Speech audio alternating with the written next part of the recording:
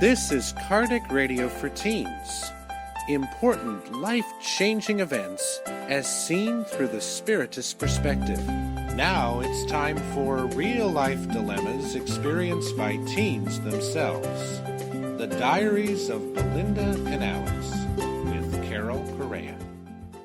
Hello friends, it's a great honor to be here once again to discuss with you a life-changing turning point that may speak to many of our hearts. As you may remember, in last week's episode, we discussed a very, very challenging turning point in Belinda's life. She discovered that one of her dearest friends had become pregnant without her planning, without having planned for it, and now was at a very, very difficult turning point in her life. The decision she is to make at this moment is whether or not to have the baby, to give that reincarnating spirit a chance to come back to life.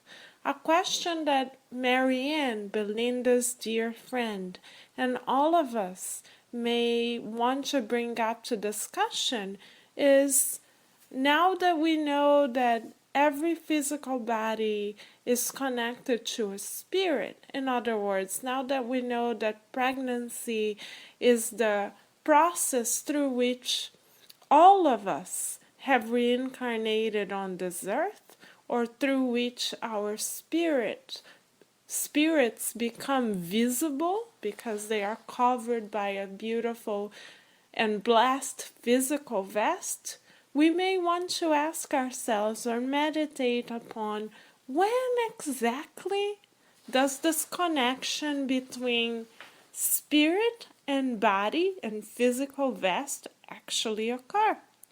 Can the spirit choose when the connection occurs? Can the spirit help mold their physical body? Is the spirit aware of the trials that it will undergo?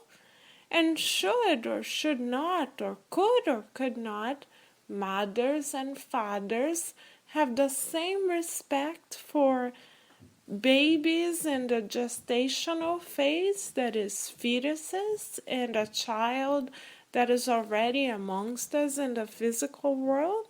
If these are some of the questions that have already come to your mind, as they have come to mine, I invite you to refer back to the Spirit's book with me, because, believe it or not, our beautiful codifier of our Spiritist philosophy, Allan Kardec, being the great educator who he is, has asked these very questions to the illuminated spirits who help us understand reality, not only from the perspective of what we can see and of the tangible factors that are part of our lives, but from the perspective of the fact that we are spirits who are constantly reincarnating in the physical world for our own betterment.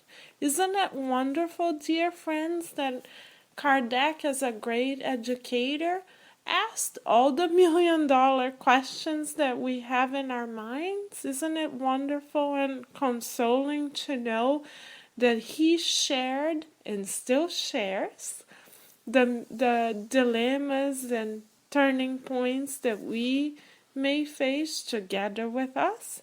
It's great to know that we have support not only in the physical realm, but also support coming directly from the spirit teachers and mentors and loving guardian angels that constantly support us. It's great to feel that we are not alone, right? And as you may remember from last week's episode, Marianne was feeling very, very lonely as she faced the dilemma as to whether or not she could keep her baby. She was feeling very alone until she met Belinda, who promised to support her and listen to her. So allow us to share with you, in Belinda's own voice and own words, what happens next. Oh, Marianne, I was so worried about you. Why haven't you answered my calls? I've been texting you and calling you day and night and you haven't answered. I've been really, really worried about you. Oh, I'm sorry, Belinda. I can't really face myself right now. What do you mean? You're scaring me. What are you trying to tell me? Well, that's the thing. I don't know if I have the courage to tell you. I mean, seriously, Marianne, you know I'm friends with you. You could tell me anything. Really? Are you sure? Anything?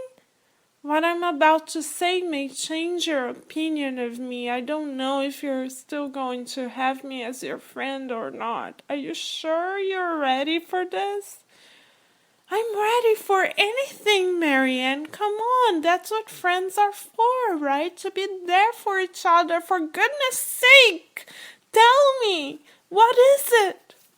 Well, I decided to have a procedure. You know, a special procedure. What do you mean, special procedure? Well, after we talked last week when I was crying, I went home and I thought about the fact that I could tell my father about my pregnancy, but you know, he would never accept that, and I didn't have the courage to tell anyone. So I went onto the internet and I looked up information on you know, What? Come on, you're scaring me. What is it? On a abortion clinic. And I felt so lonely and fearful and confused. But I did it, Mary. I did it, Belinda. I did it. Did what? What do you mean? I mean, I had an abortion. Oh gosh, I don't know how to deal with this now. What do you think I should do? Oh, calm down, Marianne. I can't even imagine your pain. But please know that I'm here for you and you're not alone. I'm gonna ask my father about how we can deal with the situation and how you can get some support, okay? Because you deserve love and you deserve to be loved, and I'm here for you. Want to come home with me tonight? I'm sure my father would love to talk to you. Come and stay with us. You need a little break. We can go to my Spiritist center and talk to someone about your situation too. Don't you want to understand the situation from a bigger perspective? Like hear different voices that can help you make sense of this experience? Maybe talking to people who you trust might help you, don't you think? I don't know. But I guess it's a good idea for me to spend some time with you. Thank you, Belinda. You are so sweet. I'm really, really happy to have you as my friend. Thank you for being there for me. Thank you. So, dear friends, as you can see, our dear Marianne is once again conflicted because while she did her best to deal with the situation, it sounds to me like she feels like part of her is missing. She isn't quite emotionally stable yet to make sense of the situation which she faced. And I am sure, like she expressed herself, that going through an abortion is not an easy procedure at all. It's something very challenging to face. but it may be important for us, in addition, instead of thinking about the procedure or the people involved, to try to understand the importance of the decisions we make in our lives from a spiritual, broader, beyond the here and now perspective. So if I were talking to Marianne, and as we discuss this, I would like to look at a timeless, beautiful resource which Allan Kardec compiled himself, the Spirit's Book. In the Spirit's Book, my dear friends, Allan Kardec dedicated a whole chapter to the process of reincarnation itself. Pregnancy, planned or not, is the tool that the illuminated spirits use to allow all of us to come back to the school of life for another learning experience, so that we can plant and share love with everyone around us, also especially with those of us who we are still learning to love, like we shared and thought about and discussed last week. But the question now is, how does the process of reincarnation actually occur? In other words, like Kardec himself wisely asked, when is it that a spirit, a reincarnating spirit, who is trying to return to life, actually connects with the physical body? Let's go to the illuminated spirits for a reference to that. In question 344 of the Spirit's Book, entitled Union of Spirit and Body, Allan Kardec asks the illuminated spirits the following question: when does the spirit unite with the body? The illuminated spirits answer the following: the union begins at conception. It is complete only with birth.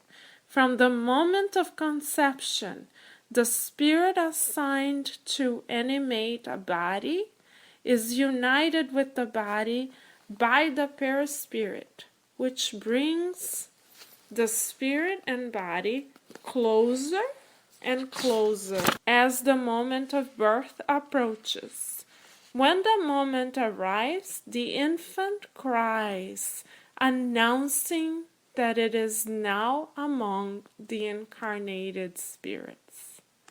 How beautiful, dear friends, and consoling and liberating, not to mention informative, to know that there is always a spirit connected to an expectant mother and father at the moment of conception itself. So what does that mean? That means that all of us who embark upon the journey of parenthood, regardless of how old we are, become co-creators, mediums of life, the minute conception occurs. The next question that may come to mind, and that may very well have come to Marianne's and Belinda's mind, is how about pregnancies that are unplanned or that happen at a very young age, that take place in the young adult years, much before a woman may see herself as fully ready to embrace motherhood? How may we look at that, dear friends? Well, luckily, that's a question that the spirit doctor André Luiz addresses throughout his collection of books psychographed by the medium Chico Xavier. A particular book that we would like to bring to discussion and for you to consider reading if you are interested in this very topic is the book The Messengers of Life and Messengers of Light. Excuse me. In this book, Andre Lewis describes with great detail the behind the scenes of the reincarnatory process. He lets us know that every one of the women and men who decide to become parents or who are about to engage in becoming co-creators of life are consulted directly by their guardian angels before the moment of conception. Whoa! Can you guys believe that? Let us digest that for a moment. Can you imagine that our very own parents and ourselves in the future were and will be asked if we accept a reincarnating spirit within our families? How beautiful is that?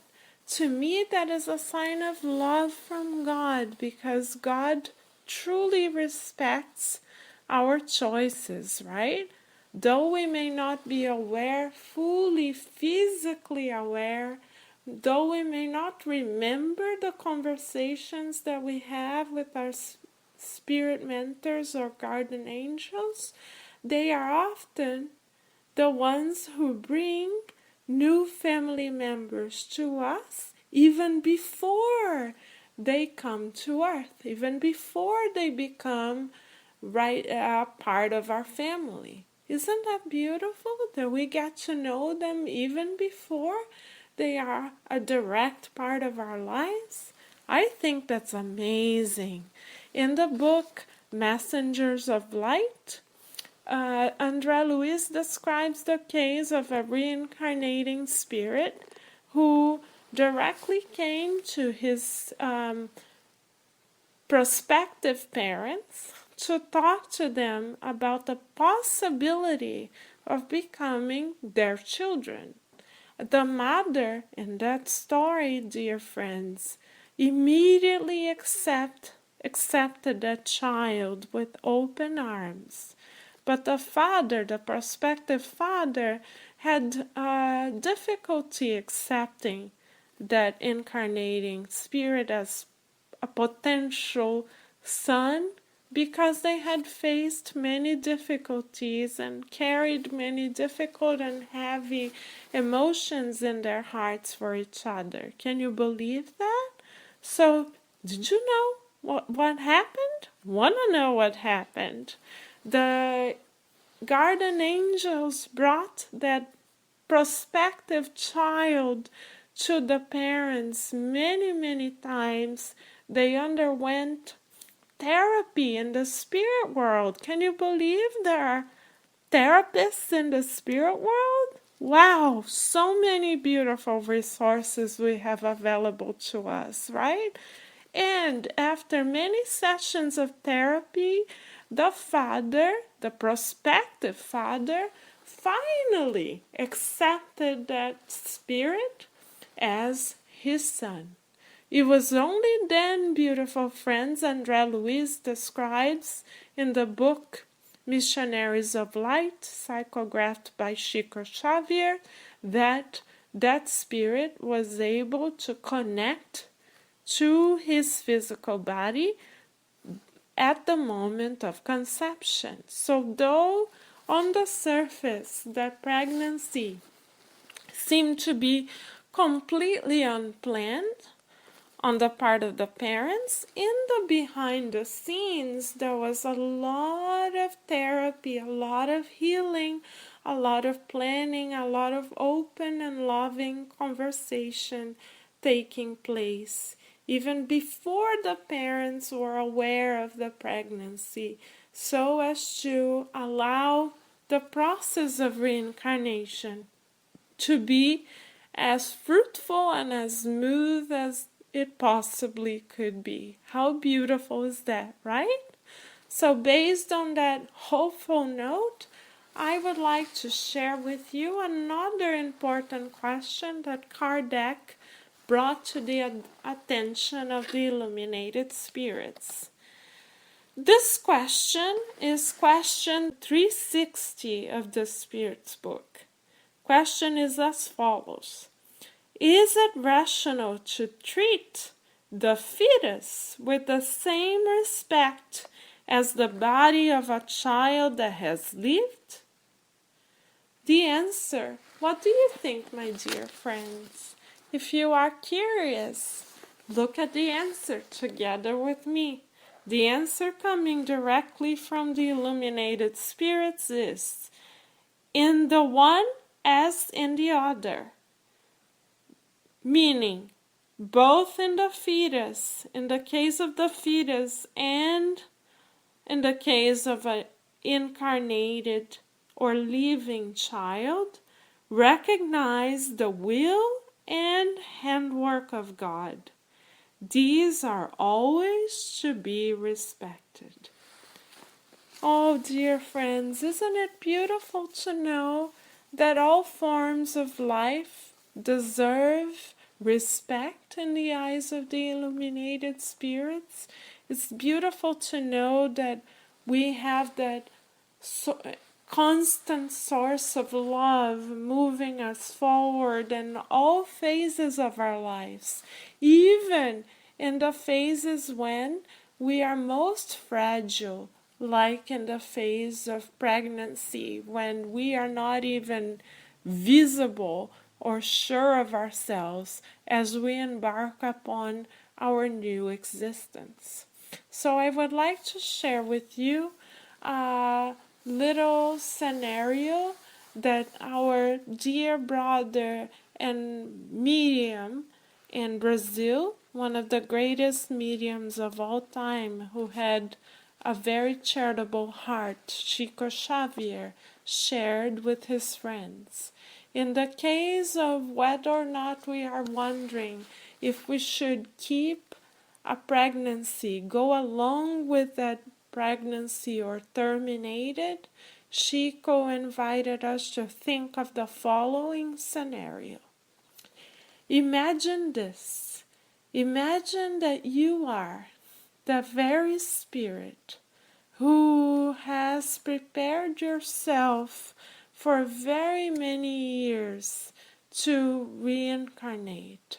You have taken classes, you have consulted with the spirit mentors, you have done charitable work in the spirit realm, you have gone through therapy, you have meditated, you have consulted with your future parents, you have said your goodbyes, you have made your promises to yourself that you would better yourself from the heart out. And as you embark upon that journey and you are feeling so hopeful that your life is actually going to materialize, your parents make the decision to terminate the channel through which you would come back to life. How would you feel? How would you feel if that baby were you and if that baby were saying, please allow me to come back? It's a tough question to think about, right? I think so too. But what if we have already faced a situation like this, or if we know someone who has undergone the experience of terminating a pregnancy? The question now is, what is the position of our Spiritist philosophy regarding that? The position of our Spiritist philosophy is not one of punishment or guilt, of course. Our Spiritist philosophy only invites us to take responsibility for our actions, to learn to respond for our actions, because we know in everything we do there is an action and a reaction.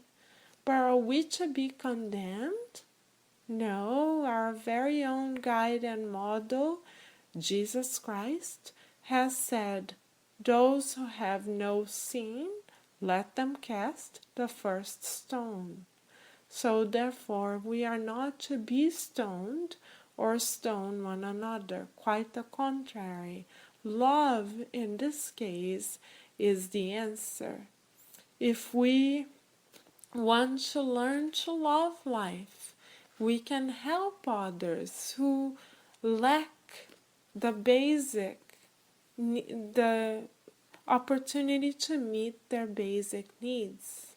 So allow me to share uh, a message of hope taken directly from the Gospel according to Spiritism.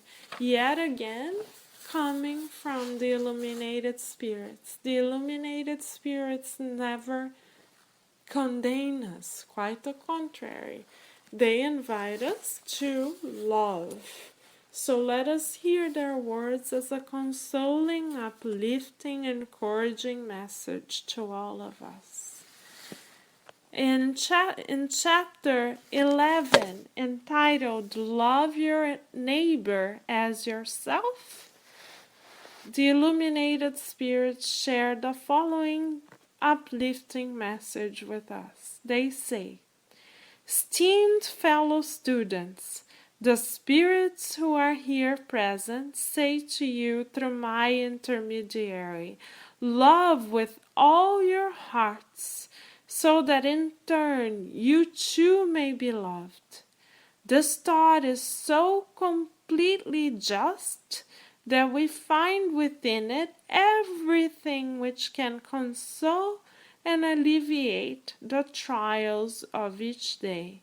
Or better still, by putting this wisdom into practice, you will so elevate yourselves above all that is material that you will become spiritualized even before you leave this earthly body.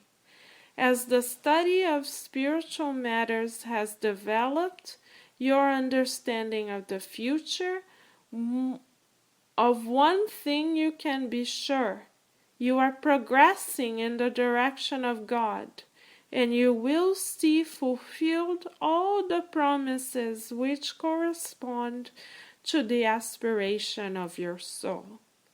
This is why it is necessary to elevate oneself, so we may be able to judge ourselves without the constraint of the matter. And this is why we must never condemn ourselves or our neighbor without first directing our thoughts to God. To love in the true sense of the word is to be loyal and conscientious, to do to others what we would have them do to us. It is to look around oneself and search for the inner meaning behind all the pain afflicting your fellow creatures, so as to better able to offer relief. It is to consider the great human family as your own, because this family will at a future date re-encounter itself in the other, more advanced worlds, together with other spirits who, like you, are also God's children, destined to infinite elevation. How beautiful is that, my dear friends, to know that we, for certain, are being prepared for infinite elevation. That means that our ability to progress and change for the better and better and better is endless. And the question is, how do we do that? We do that through the power of love. Without, as the illuminated spirits have said in chapter 10 of the Gospel according to Spiritism, without condemning ourselves. So let us free ourselves from any sentiment of guilt and fill our hearts with sentiments of beautiful love and compassion, hoping to embrace ourselves with vibrations of love, kindness, respect, and hope for the constant renewal that each day offers us. As the sun emerges day in and day out, we know that every day our beautiful heart re-emerges with newer and newer seeds of hope, which are meant to be shared with everyone around us. So if we have come to know of plans that have been terminated in any way, shape, or form, we pray for courage to continue to love. If we feel as though we are hurting or as though we have hurt another because of not knowing any better, we ask for opportunities to renew our abilities to love. We thank you, dear Creator, for the ability to constantly learn to love. And we thank you for every opportunities to share love which you have placed within our lives. We pray together now so that our hearts have eyes to recognize the acts of love that are placed around us and within us day in and day out. We thank you for every word of kindness, for every gesture of compassion, for every moment of joy. And we also thank you for the more challenging moments which have most certainly shared an important lesson with us. Please help us always to value life in the best ways as we possibly can, and help us to share the gift of life with the children that may have less than we do, with young adults that may also have less than what we do. With those who are in need of a friend, allow them to receive our embrace. With those who are undergoing challenges silently, without sharing them with anyone, allow your showers of blessings and hope to renew their faith in themselves, in you, and in their own lives. For all of those who are hurting at this moment, embrace them in your kindness so that hope materializes within their hearts and before them. And at this moment, then, we visualize a beautiful rose of kindness and light reaching all families on this earth, all spirits who are about to reincarnate, all mothers who are expecting, all young adults who are embracing new responsibilities, all the new responsibilities which are coming our way. Allow them to be opportunities of a new life within this lifetime, as we thank you for every blessing which has ever materialized before us. We pray so that compassion guides our words, thoughts, and actions, and so that divine light inspire us today and always. So be it. Thank you, dear friends, for this opportunity of renewal and of learning which we share together. Once again, we feel blessed for the opportunity of reflecting upon life and its beautiful turning points with you. We learn together and grow together as a beautiful family. We hope that you take the message of compassion, understanding, and love to heart and embrace, as we will attempt to do, every opportunity of renewal and new life that your journey may offer you. Until we meet again next week, we wish you all the most beautiful, fulfilling, and hopeful blessings. This has been Kardec Radio for Teens. Thank you all for listening.